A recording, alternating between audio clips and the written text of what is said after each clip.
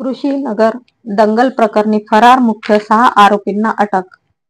आज शनिवार 19 जुलै रोजी कृषी नगर दंगल प्रकरणी 6 आरोपींना अटक करण्यात आली आहे।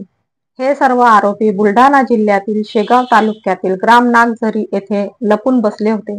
स्थानिक गुन्हे शाखेने या आरोपींना शिताफीने पकडण्यात यश मिळवले आहे। या प्रकरणी पोलिसांनी 23 आरोपींवर गुन्हे दाखल केले आहे। यापूर्वी 12 जणांना अटक झाली असून काल या आरोपींची कृषीनगर परिसरातून पोलिसांनी मिरवणूक काढली होती। यावेळी आरोपींनी नागरिकांची कान धरून माफी मागितली। तर आज या प्रकरणी फरार मुख्य 6 आरोपींना अटक करण्यात आली आहे। कृषीनगरात दहशत पसरविणाऱ्या आरोपींनी नागरिकांची मागितली माफी।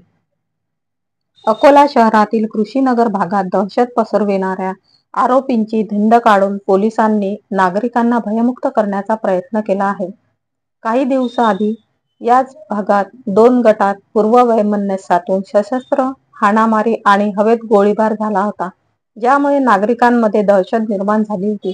पोलिसांनी या प्रकरणात एकूण 23 जणांवर गुन्हे दाखल केले, 12 जणांना अटक केली आहे, तर इतर आरोपींचा शोध पोलीस घेत आहेत।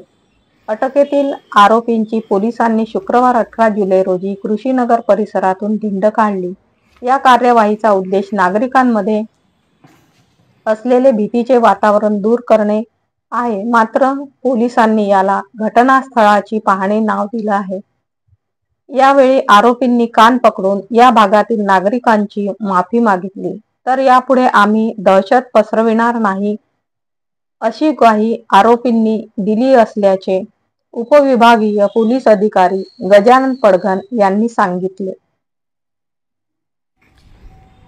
आज अटक झालेल्या आरोपींकडून गुन्ह्यात वापरलेली देशी कट्टा तसेच जिवंत काडतूस पोलिसांनी जप्त केला आहे।